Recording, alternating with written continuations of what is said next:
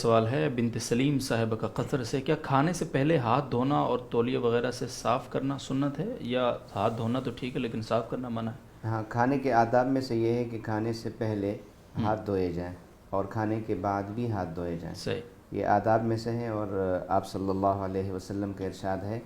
برکت الطعام الوضوء قبلہ والوضوء بعدہ، ٹھیک، کھانے کی برکت یہ ہے کہ وضو سے مراد یہاں پر ہاتھ دھونا ہے، کہ جی، کھانے سے پہلے بھی ہاتھ دھوئیں اور کھانے کے بعد بھی ہاتھ دھوئیں۔ اس میں البتہ اس بات کا خیال رکھنا چاہیے کہ کھانے سے پہلے جب ہاتھ دھوئیں تو کسی تولیہ وغیرہ سے اس کو نہ پونچھیں، یوں صحیح، ہی رہنے دیں،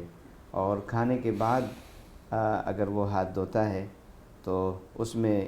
یہ ہے کہ کسی تولیہ وغیرہ سے کپڑے سے ہاتھ پونچھنا یہ آپ صلی اللہ علیہ وسلم سے ثابت ہے، صحیح۔ لہٰذا اس کا اہتمام کیا جا سکتا ہے سنت پر عمل کی نیت سے۔ یہ ہاتھ کو چہرے پر ملنا ثابت ہے کوئی کھانے کے بعد دھو کر؟ آپ صلی اللہ علیہ وسلم سے تو صلی- ثابت نہیں ہے چہرے پر ہاتھ ملنا، جی، البتہ جسم کے دیگر اعضاء پر جب پانی نہ ہو تو صحابہ کرام سے اس بارے میں ثبوت ہے صحیح، کہ صحابہ کرام نے ہاتھوں کے تلووں پر بازوؤں پر ہاتھ ملے اور چکنائی دور کی، تو بہت گو شکریہ، کہ بہتر اس میں یہی ہے کہ اگر پانی ہے تو پانی سے ہی ہاتھ دھوئے صحیح۔ جائیں۔